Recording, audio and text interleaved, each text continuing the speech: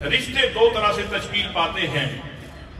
بعض رشتے وہ ہیں جو خون سے تشکیل پاتے ہیں، ماں اور باپ کے حوالے سے رشتے تشکیل پاتے ہیں، یہ خالہ ہے، یہ ماموں ہے، یہ پھوپھی ہے، یہ چچا ہے۔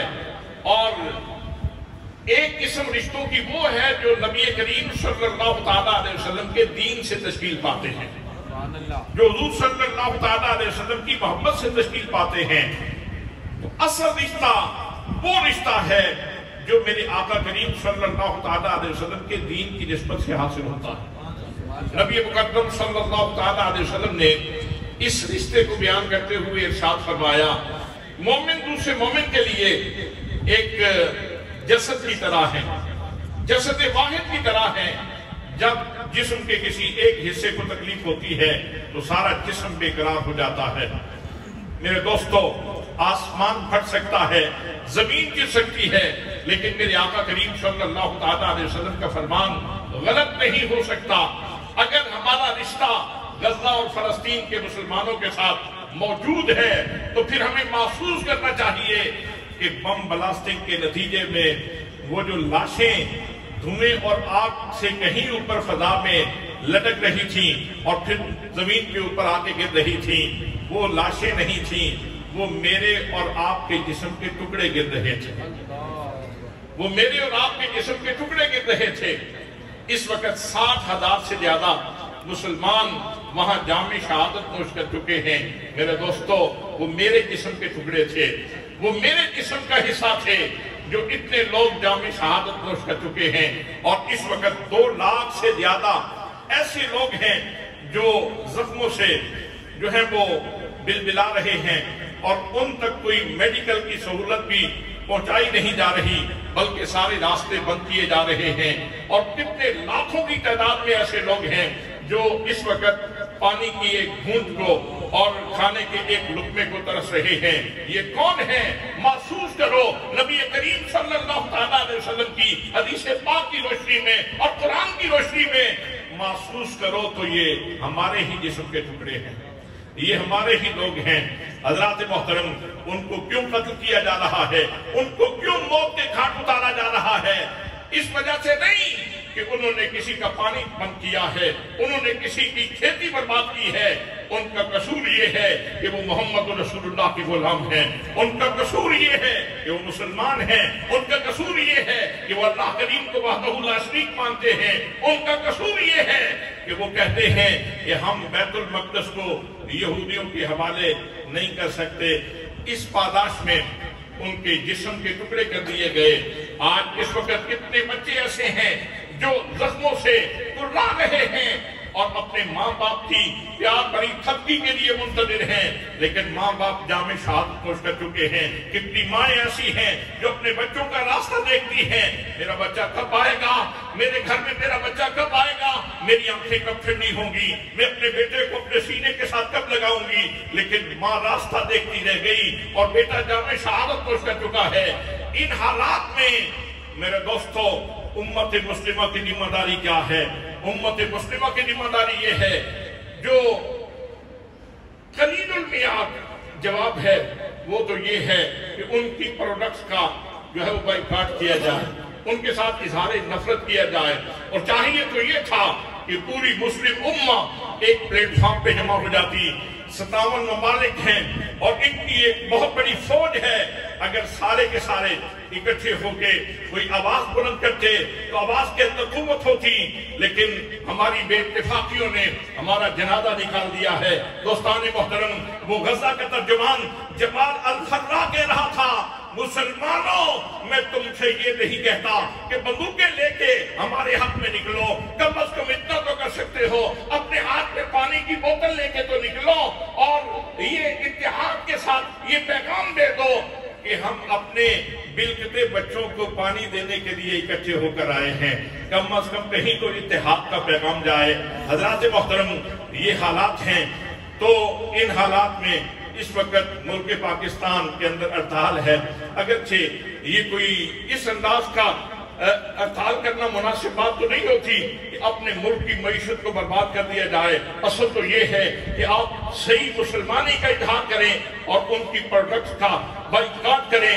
اگر 2.25 अरब मुसलमान अगर किसी भी प्रोडक्ट का बाइकाट करते हैं तो एक बहुत बड़ा झटका है किसी भी मुआशी कंपनी को, किसी भी इक्तिसादी जो है वो प्लेटफॉर्म को बहुत बड़ा झटका लग सकता है।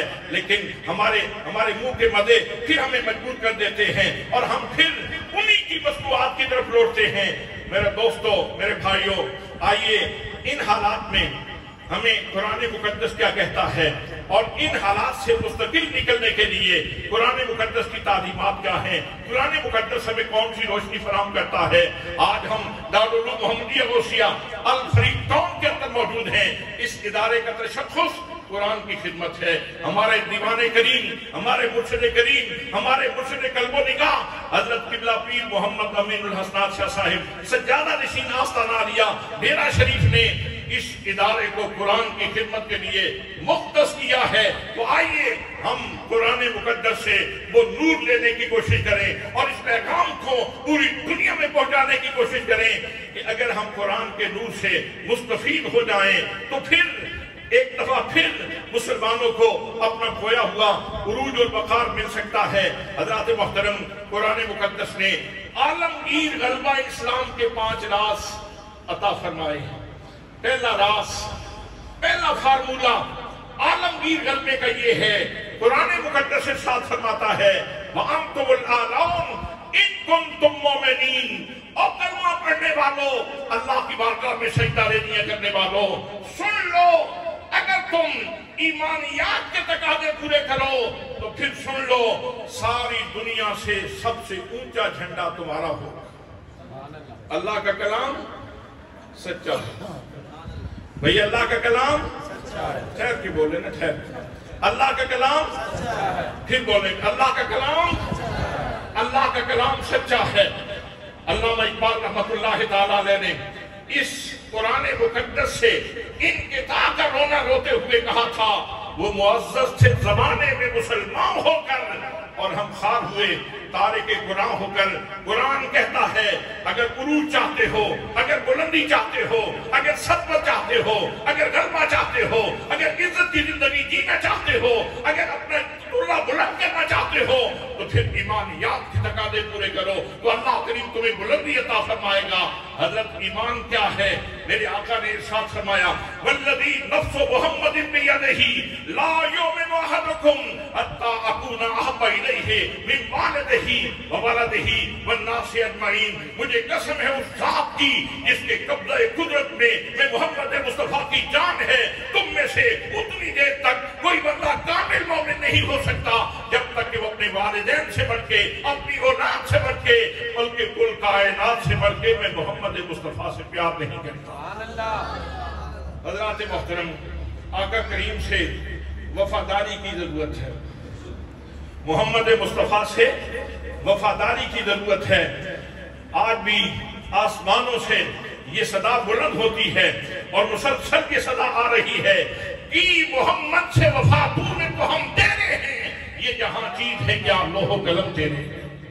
एक छोटी सी एग्जाम्पल आपके सामने रख दूं। हजरत अमर इब्न आस रज़ी अल्लाह तआला अन्हु आप बैतुल मक़दस के लिए जा रहे थे और यहूदियों का एक किला था जो फतह नहीं हो रहा था और मुसलमानों के पास उस वक्त 8000 की फौज मौजूद थी।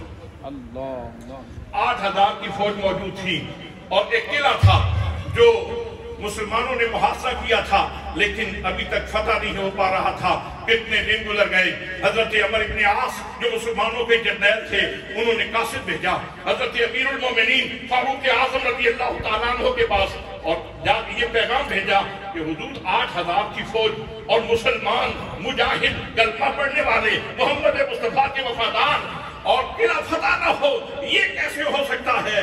हमें बताएं मसला क्या है। अमीरुल मोमिनीन मदीने में बैठे हैं, अमर इब्न आस फील्ड में हैं, लेकिन यकीन देखिए, मरकज के साथ ताल्लुक देखिए। अमर इब्न आस अपने मरकज से पूछ रहे हैं, अमीरुल मोमिनीन से पूछ रहे हैं, हजरत बताइए मसला क्या है? तो आपने हजरत उमर फारूक रज़ी अल्लाह तआला अन्हु ने जब कासिद की बात सुनी तो आपने फरमाया हैरानगी है, 8000 का लश्कर हो और मुसलमानों का हो, جہاں نثاران مصطفیٰ کا لشکر ہو اور قلعہ فتح نہ ہو رہا ہو، یہ ہو کیسے سکتا ہے؟ حضرت عمر فاروق نے پیغام بھیجا، فرمایا اپنے احوال کو دیکھو، اپنی کیفیات کو دیکھو، کہیں سنت رسول کا ترک لازم آ رہا ہے، کہیں سنت رسول کا ترک لازم آ رہا ہے، کوئی سنت تو نہیں چھوڑ دی۔ آج لوگ کہتے ہیں میں فرض پڑھوں گا، مجھے سنتوں کی کوئی ضرورت نہیں، فرض پڑھ لینے سے دین کا حق پورا ہو جاتا ہے۔ لوگوں سن لو، میرے نبی سے وفا یہ ہے کہ میرے نبی کی ایک ایک ادا کو زندہ کیا جائے۔ جب حضرت فاروق اعظم رضی اللہ تعالیٰ عنہ کا پیغام واپس پہنچا، عمر بن عاص نے جائزہ لیا کہ قلعہ بویس فتح کیوں نہیں ہو رہا، تو پھر وہ اس نتیجے پہ پہنچے کہ جنگی حالات کی وجہ سے ہمارے فوجیوں نے چند دنوں سے مسواک نہیں کی، جنگی حالات کی وجہ سے۔ آپ نے فرمایا بے شک ایمرجنسی ہے، حالات جیسے بھی ہیں، میں تمام سپاہیوں کو آرڈر کرتا ہوں کہ آپ سارے کے سارے لوگ مسواک کریں۔ اب جب مسلمانوں نے مسواک کرنا شروع کی، سبب جیسے بھی بنا، یہ اللہ کریم لوگوں کے دلوں میں روک ڈال دیتا ہے۔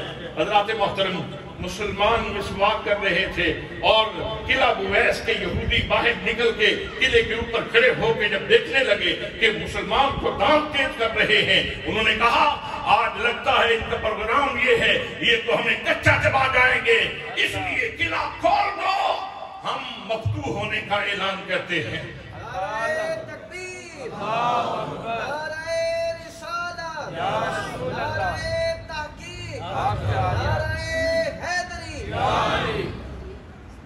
آج بھی اسی چیز کی ضرورت ہے۔ اگر ایک سنت جو استحباب کے درجے میں ہے، اگر اس کو چھوڑنے سے اس طرح کی صورتحال پیدا ہو سکتی ہے، آج ہم نے تو بہت سارے فرامین کو درخور اعتنا نہیں سمجھا، آج ہم نے بہت سارے فرامین سے پہلو تہی کی ہوئی ہے۔ دوستان محترم، میرے نبی پاک صلی اللہ علیہ وسلم نے فرمایا تھا، تم جسم واحد کی طرح ہو، یہ بھی تو آقا کا پیغام تھا، یہ بھی تو آقا کا حکم تھا، یہ بھی تو آقا کا ارشاد تھا۔ ان لفظوں کی قدر کرنی چاہیے تھی اور ہمیں ایک دوسرے کے ساتھ کھڑے ہونا چاہیے تھا۔ اگر ہم نے یہ پیغام واقعی سنا ہوتا اور اس کو اپنے دل میں جگہ دی ہوتی اور اس کو پریکٹیکلی آزمایا ہوتا، تو آج کافر کی کوئی جرات ہی نہیں تھی کہ مسلمانوں کو چھیڑ سکتا۔ لیکن ہم نے جب تعلیمات اسلام سے بغاوت کی اور ان کے اوپر عمل نہیں کیا، تو آج ہمیں یہ دن دیکھنا پڑے ہیں کہ کبھی عراق ربا ہو رہا ہے، کبھی افغانستان ربا ہو رہا ہے، کبھی فلسطین ربا ہو رہا ہے، کبھی یمن کے اوپر حملے ہو رہے ہیں، کبھی لبنان کے اوپر حملے ہو رہے ہیں، اور اب دشمن اتنا جبی ہو چکا ہے کہ اب وہ کہتا ہے کہ میں پاکستان کو بھی صفائے ہستی سے مٹا دوں گا۔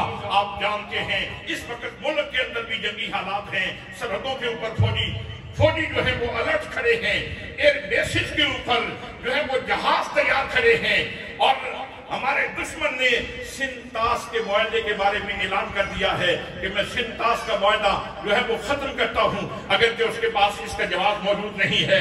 سنتاس کا معاہدہ کیا ہے؟ معاہدہ یہ ہے کہ دریائے ستلج، دریائے بیاس اور دریائے راوی کا پانی انڈیا استعمال کر رہے ہیں، اور دریائے چناب، دریائے جیلم اور دریائے سندھ کا پانی یہ پاکستان استعمال کرے گا۔ انہوں نے بدماشی کرتے ہوئے جیلم اور چناب کے اوپر بھی باندھ دیے ہیں۔ حضرات محترم، اب وہ سنتاس کے معاہدے کو توڑنے کا اعلان کر رہے ہیں۔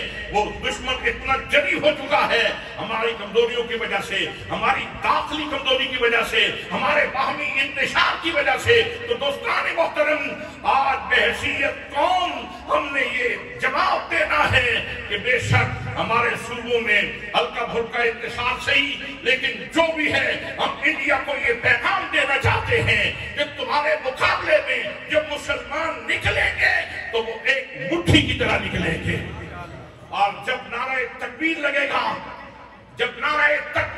گا تو تمہارے پسینے چھوٹ جائیں گے۔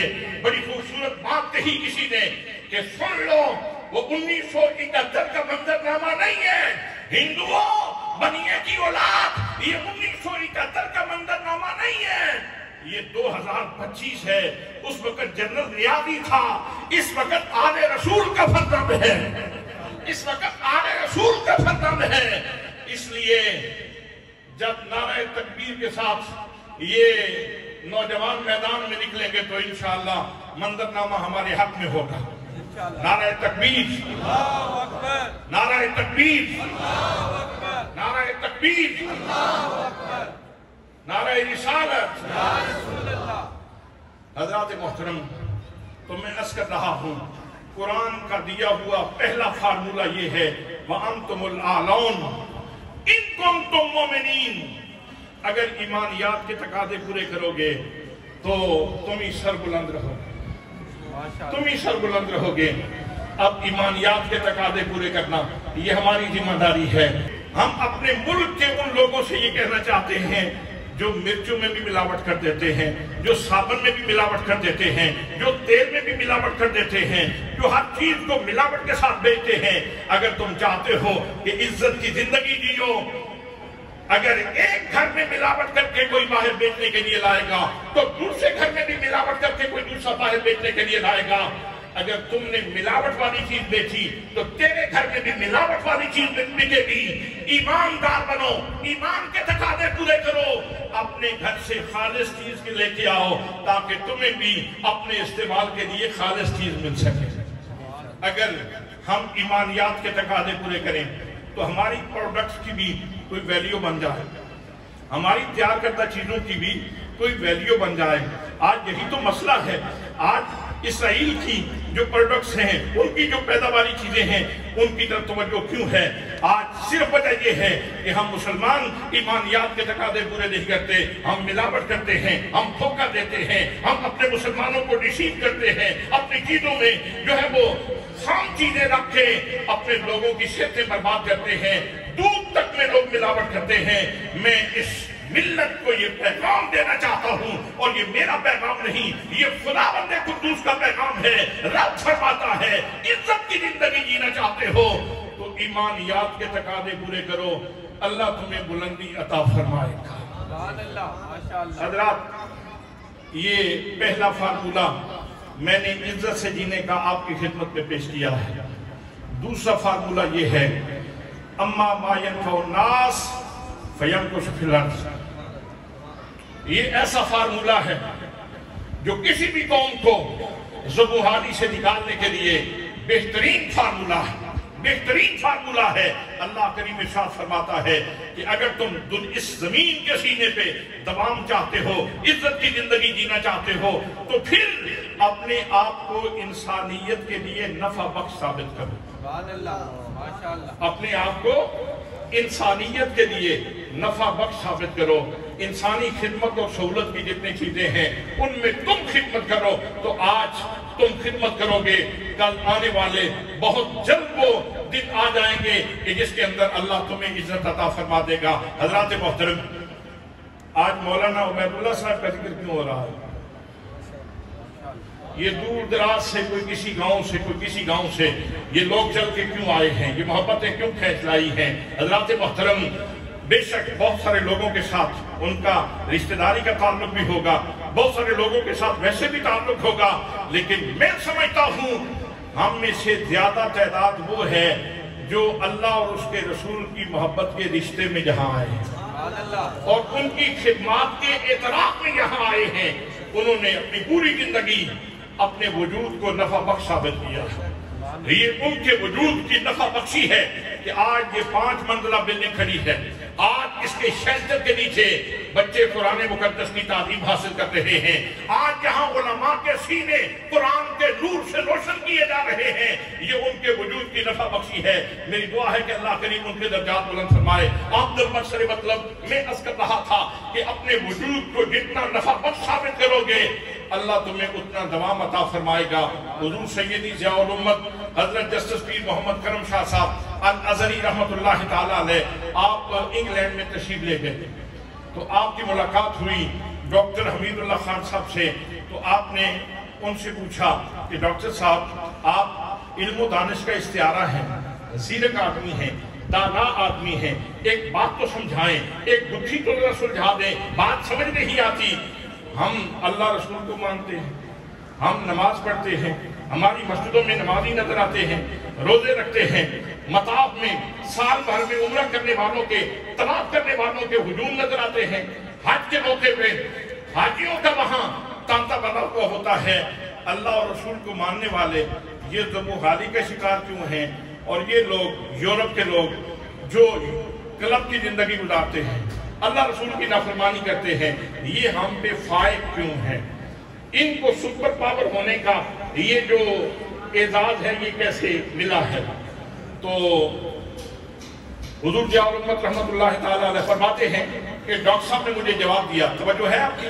ڈاکٹر صاحب نے جواب دیا، ڈاکٹر صاحب کہنے لگے جناب اصل میں بات یہ ہے کہ ہم تو ان لوگوں کو جانتے ہیں، دیکھتے ہیں جو کلبوں میں جاتے ہیں اور فحاشی اور ریانی میں الجھے ہوئے ہیں، لیکن ان کی ایک بہت بڑی تعداد ایسی ہے جو اپنے ریسرچ سینٹر میں بیٹھ کے نئی سے نئی پروڈکٹ دے رہی ہیں۔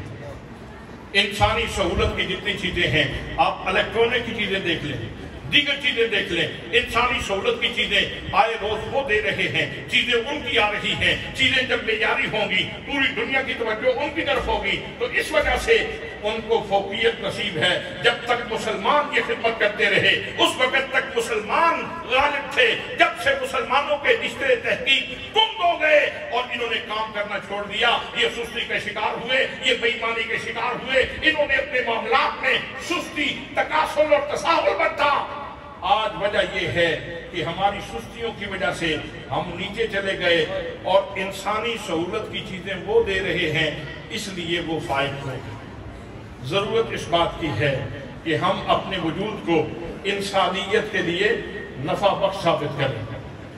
ظاہر ہے آپ جتنی قیمتی چیز لائیں گے اگر اس کی کوالٹی بھی ہے تو وہ چیز بکے گی، وہ چیز بکے گی، آپ کی معیشت بھی مضبوط ہوگی، آپ کے لوگ بھی خوشحال ہو جائیں گے۔ لیکن اگر اسی طرح کی جو ہے وہ بے ایمانیاں چلتی رہیں اور گھٹیا پن چلتا رہا تو پھر مسلمانوں کی حالت یہ ذبح حالی سے اور نیچے جا سکتی ہے، لیکن وہ فوقیت کی طرف نہیں سفر کر سکتے۔ تو دوستان محترم، قرآن کا دیا ہوا دوسرا راز یہ ہے کہ ہم اپنے وجود کو نفع بخش ثابت کریں، ہم اپنے وجود کو نفع بخش ثابت کریں۔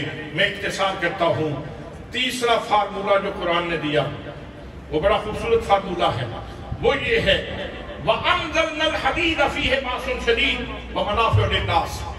قرآن کہتا ہے، یہاں انزلنا بمانا خلقنا ہے کہ ہم نے لوہا پیدا کیا ہے، اس کے اندر شدید روب ہے اور دیگر منافع بھی اس کے اندر موجود ہیں، دیگر منفعت کی چیزیں بھی اس کے اندر موجود ہیں۔ حضرات محترم، لوہا یہ روب کا نقیب ہے۔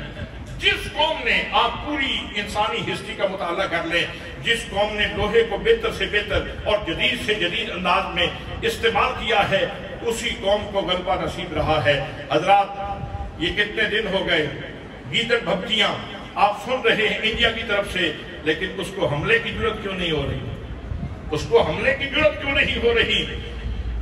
بھائی اسرائیلی ٹیکنیشین بھی یہاں پہنچ چکے بھارت کے اندر کہ ہم آپ کو اسلحہ سیٹ کر کے دیں گے، لہذا آپ حملہ کریں، لیکن ابھی تک انڈیا کو حملہ کرنے کی جرأت کیوں نہیں ہو رہی؟ ان کو پتا ہے کہ اگر ہمارے پاس گولیاں ہیں تو ان کے پاس کیپسول ہے، اگر ہمارے پاس پاور ہے تو ان کے پاس بھی پاور ہے، اگر ہم ایٹمی توانائی ہیں تو یہ بھی ایٹمی توانائی ہیں۔ تو اس ایٹمی توانائی کی وجہ سے آج کافر، آج دشمن جو ہے وہ تم سے خائف ہے اور ابھی تک حملہ نہیں کر رہا۔ اس موقع پہ میں چاہتا ہوں کہ آج ڈاکٹر عبدالقدیر خان کی عظمت کو سلام کروں۔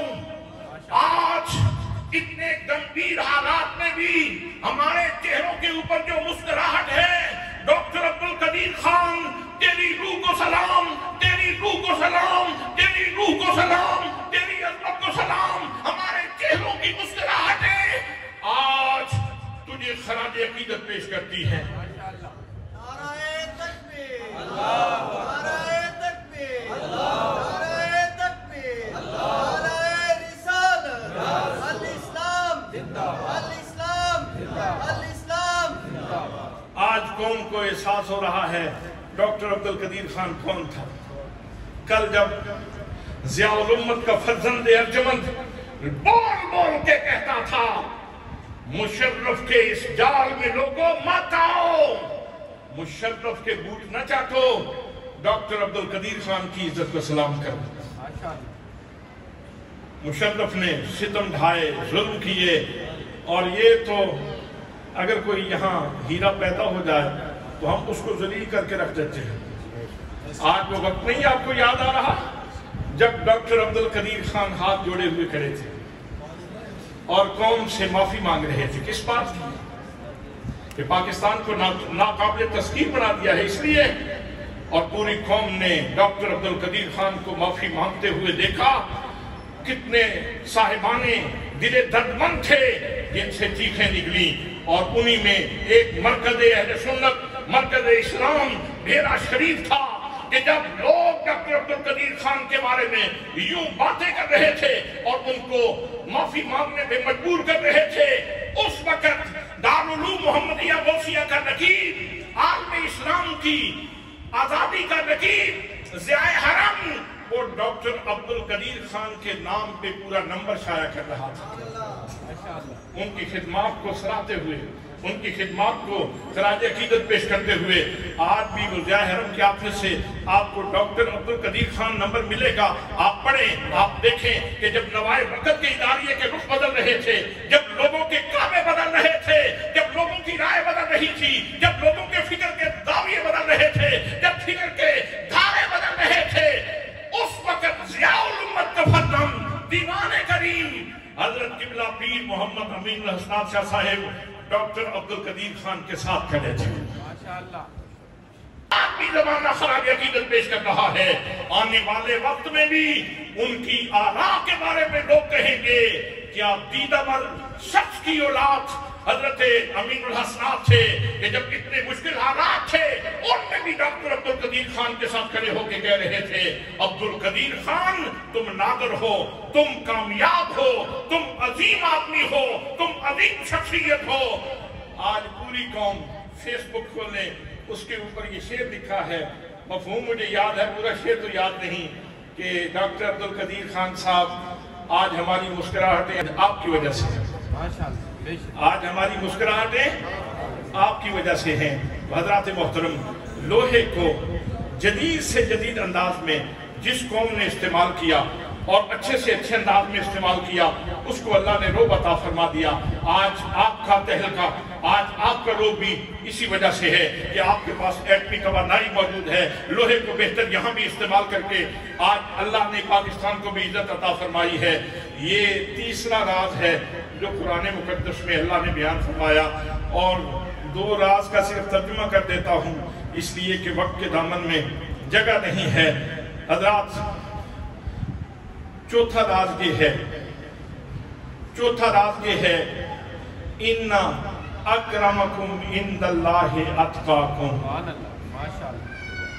بے شک تم میں سے سب سے زیادہ عزت والا وہ ہے جس کے پاس تقوی کی دولت موجود ہے۔ آپ پیچھے مڑ کے دیکھیں اور ماضی کے جھروکوں میں جھانک کے دیکھیں۔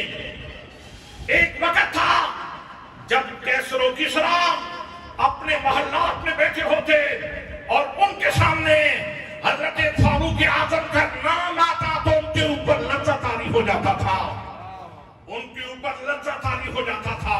کون سی قوت تھی، کون سی طاقت تھی، کون سی وہ انرجی تھی جس کی وجہ سے حضرت فاروق اعظم کے نام سے لوگ کانپا کرتے تھے؟ لوگوں، وہ اور کوئی چیز نہیں تھی، وہ سوغات تقویٰ تھی جو ان کو بارگاہ مصطفیٰ سے ملی تھی، جو ان کو بارگاہ مصطفیٰ سے ملی تھی۔ آج بھی تقویٰ مل سکتا ہے، اللہ کے خزانے خالی نہیں ہوئے۔ محمد عربی صلی اللہ تعالیٰ علیہ وسلم کا فیضان آج بھی نتیجہ خیز ہے۔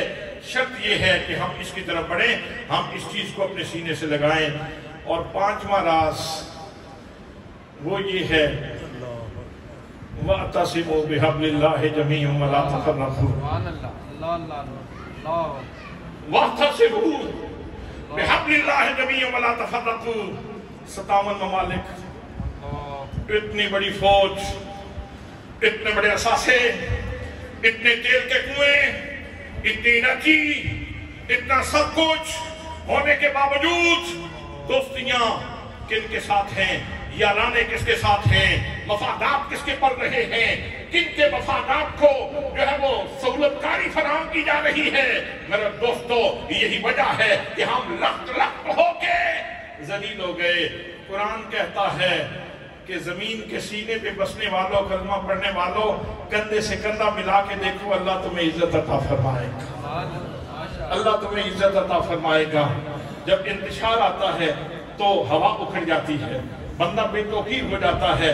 وہ ایک بابے نے کہانی سنائی تھی، اس پہ بات ختم کرتا ہوں۔